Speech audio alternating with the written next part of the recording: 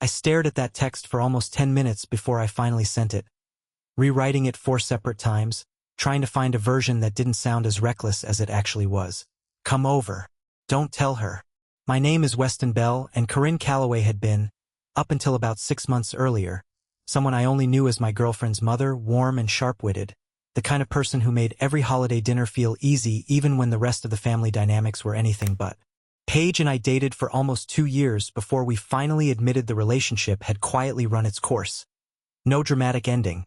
Just 2 people who cared about each other realizing they wanted different things out of life. We stayed friendly after, the way 2 decent people sometimes manage to, but I hadn't expected to stay close to her mother, not the way it had actually happened. It started small.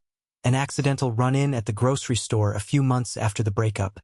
An easy conversation that stretched far longer than either of us intended. Then another, a few weeks later, at the same coffee shop we'd both apparently started frequenting without realizing the other one did too. Corinne was easy to talk to in a way I hadn't expected, funny and direct, genuinely curious about my life in a way that felt different from the polite, obligatory interest of an ex's parent checking in out of habit. I told myself it was harmless, 2 people who'd once been family adjacent staying loosely in touch. I kept telling myself that right up until the night I found myself standing in my kitchen, phone in hand, drafting and deleting that text 4 separate times before finally sending it, unable to explain to myself exactly why I wanted to see her so badly, or why some instinctive part of me knew Paige couldn't know about it, not yet, not until I understood what this actually was. 10 minutes later, Corinne knocked on my door. "This is either going to be a very interesting evening," she said, stepping inside, "or a very strange one. I haven't decided which yet." "Probably both," I admitted, closing the door behind her. "Thank you for coming. I know the whole 'don't tell her' part of that text was a lot to ask." "It was," Corinne agreed, settling onto my couch with the same easy confidence she carried into every room. "I almost didn't come, if I'm honest, but then I decided I'd rather understand what prompted a text like that than spend all night wondering." I poured us both a drink, mostly to give myself something to do with my hands, and sat down across from her, trying to figure out how to explain something I hadn't fully worked out for myself yet. "I've been thinking about you," I said finally, deciding honesty was the only reasonable place to start. "More than makes sense, given the situation. Every time we've run into each other these past few months, I've caught myself looking forward to it in a way that doesn't feel like just staying friendly with my ex's mom." Corinne went quiet for a moment, studying me with an expression I couldn't quite read, careful and considering. "I've noticed the same thing," she admitted eventually. "I told myself it was nothing, that I was just enjoying an easy friendship during a lonely stretch of my life. But I've caught myself thinking about our conversations longer than I probably should, and I think some part of me has known for a while that it's more complicated than simple friendliness. So I'm not imagining it." "No," she said. "You're not." The admission hung between us, heavier now that it had actual words attached to it instead of just careful, unspoken glances across coffee shop tables. "I know exactly how complicated this is," I said. "Paige is your daughter. We dated for 2 years. This is about as messy as a situation can get, and I understand completely if you want to walk out that door right now and pretend I never sent that text." "I've thought about walking away," Corinne admitted. "More than once, these past few months, whenever I caught myself looking forward to seeing you a little too much. But I'm 48 years old, Weston, and I've spent a long time being careful, being the sensible one, putting everyone else's comfort ahead of anything I might actually want for myself. I'm tired of doing that. I'd rather be honest about this, messy as it is, than keep pretending it isn't there. So what do we do with that?" "I don't know yet," she said. "But I know I don't want to pretend this conversation didn't happen. And I know I'd rather figure this out with you than walk away from it out of fear of how complicated it looks from the outside." We talked for hours that night, well past when either of us should have called it, the careful distance we'd both been maintaining finally, quietly dissolving into something neither of us had a clean name for yet, only a shared understanding that whatever this was, it was real, and it deserved more honesty than either of us had given it so far. We kept things quiet in the weeks that followed, careful and deliberate, both of us aware of how much stood between an honest late-night conversation and an actual relationship. Paige remained in the dark, and the secrecy of it sat uneasy in my chest even as I found myself unable to stay away from Corinne. Small meetings turning into longer ones, careful distance turning into something neither of us bothered denying anymore. "We can't keep doing this without telling her," I said one evening, a month into whatever we'd become, sitting across from Corinne at a small restaurant 2 towns over, far enough that we didn't have to worry about running into anyone who knew us. "I feel like we're lying to her every day we don't say anything." "I know," Corinne said, setting down her fork, her expression more troubled than I'd seen it since that first night. "I've been putting it off because I'm terrified of how she's going to react. She's my daughter, Weston. I don't just risk losing her trust if this goes badly. I risk losing my relationship with her entirely." "I'm scared of that too," I admitted. "But I think the longer we wait, the worse the eventual reaction is going to be. She deserves to hear this from us directly, not stumble onto it some other way."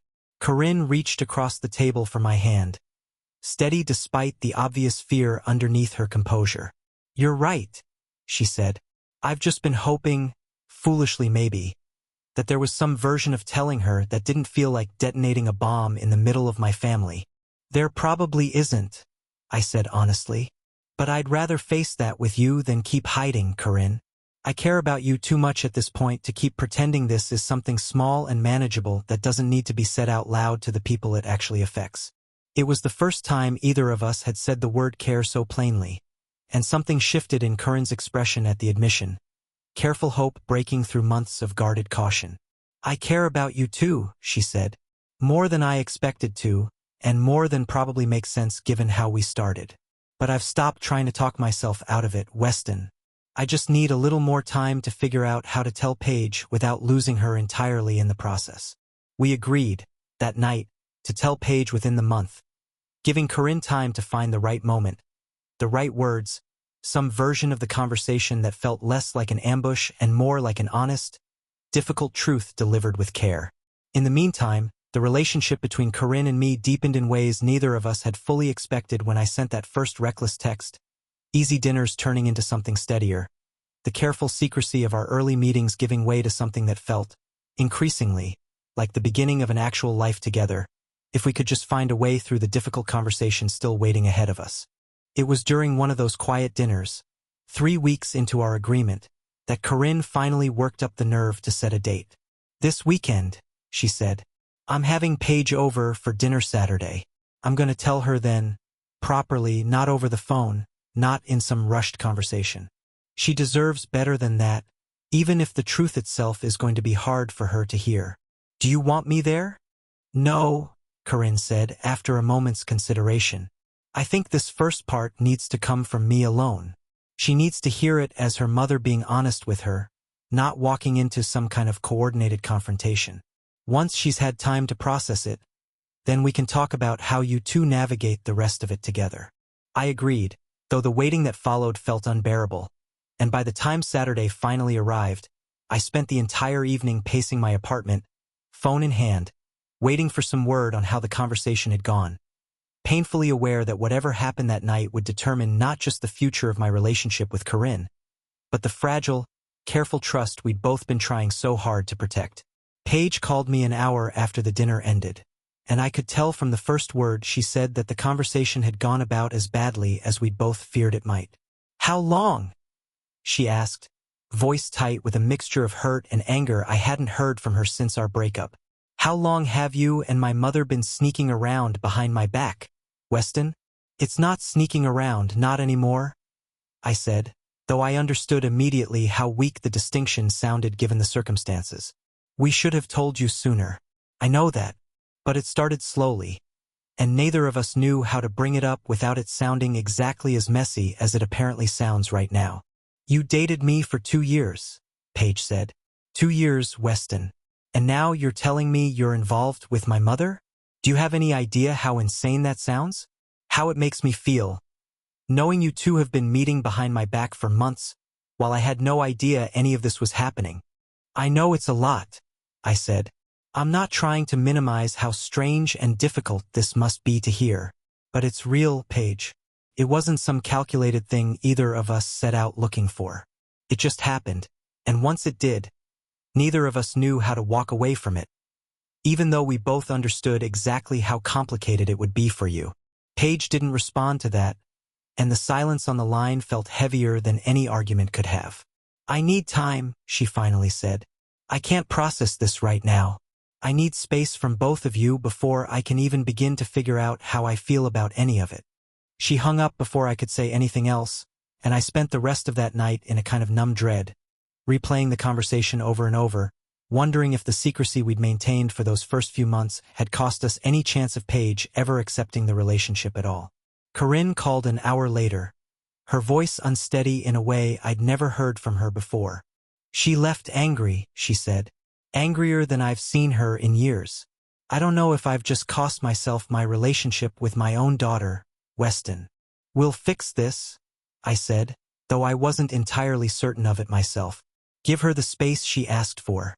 She needs time to process it on her own terms, not have us pushing for reassurance she's not ready to give."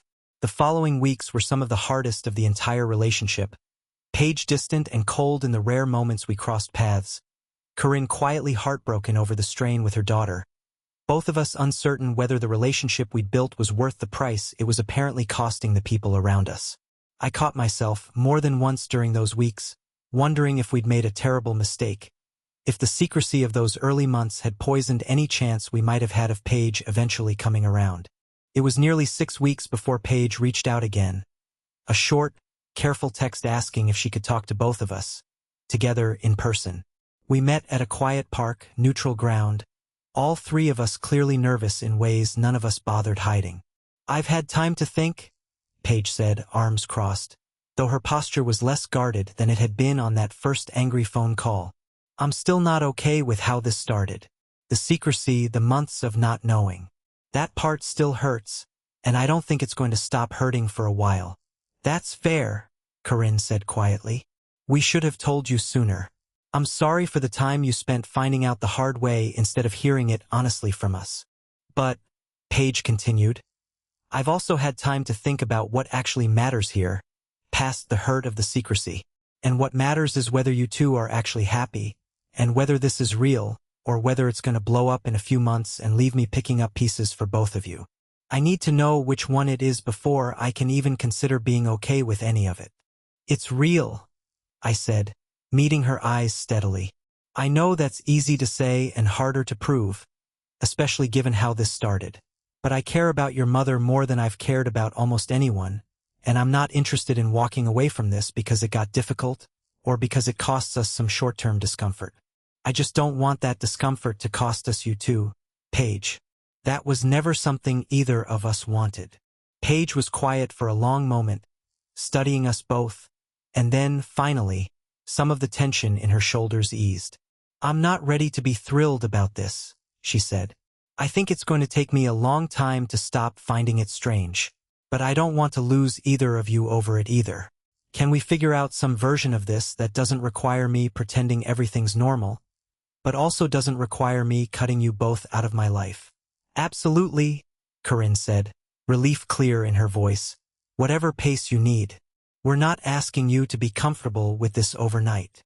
The months that followed were slow and careful, Paige's acceptance building gradually instead of arriving all at once, small gestures of normalcy returning bit by bit, a family dinner here, an easy conversation there, the old warmth between mother and daughter slowly repairing itself even as it made room for the new, complicated shape of our family.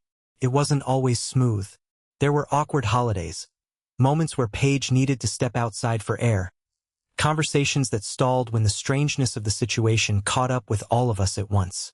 But we kept choosing honesty over secrecy, kept giving Paige the space and patience she'd asked for, and slowly, over the better part of a year, something like genuine acceptance began to take root where the initial anger and hurt had been. Nearly 18 months after that first reckless text, Corinne and I hosted a small dinner at my apartment, the same apartment where she'd knocked on my door that first uncertain night. Paige came, bringing a boyfriend she'd started seeing a few months earlier, and the evening carried an ease none of us would have believed possible during those difficult early weeks after the truth first came out. "You know," Paige said to me at one point, catching me alone in the kitchen while Corinne laughed with her boyfriend in the other room, "I never thought I'd say this, but I think you're actually good for her." She seems happier than I've seen her in years. That means more than you probably know, I said. I was scared for a long time that we'd cost ourselves any chance of you being okay with this. You almost did, Paige admitted honestly. The secrecy really did hurt, Weston. I want you to know that plainly, even now that things are easier between us. But I also see how real this is, watching you two together, and I'd rather have both of you in my life, complicated as it is, than lose either of you over something that clearly makes you both genuinely happy. Later that evening, once Paige and her boyfriend had left and the apartment had quieted down, Corinne found me on the balcony, slipping her hand into mine the way she had so many evenings since that first uncertain knock on my door. Any regrets? She asked. The same question I imagined she'd asked herself more than once during those difficult early weeks. Not one, I said. Terrifying text to send, in hindsight, but I don't regret sending it for a second. I almost didn't come that night, Corinne admitted. I sat in my car outside my own house for 10 minutes, trying to talk myself out of it. What changed your mind? I realized I'd spent too many years being careful for everyone else's comfort, she said. I decided, sitting in that car, that I was finally going to choose something for myself, even if it turned out to be complicated. I'm glad I did. So am I said, and pulled her close. The city lights spread out quiet beyond the balcony railing, and understood, standing there with her after everything the past 18 months had cost and given us both, that some things worth having never come easy, and the hardest roads sometimes lead to exactly the place you're meant to end up. I texted my ex's mother that night, asking her to come over and asking her not to tell her daughter, never imagining the reckless message would eventually cost us months of difficulty and, eventually, give us an entire life built honestly and openly instead. 10 minutes later, she knocked on my door, and everything about my life quietly, permanently changed.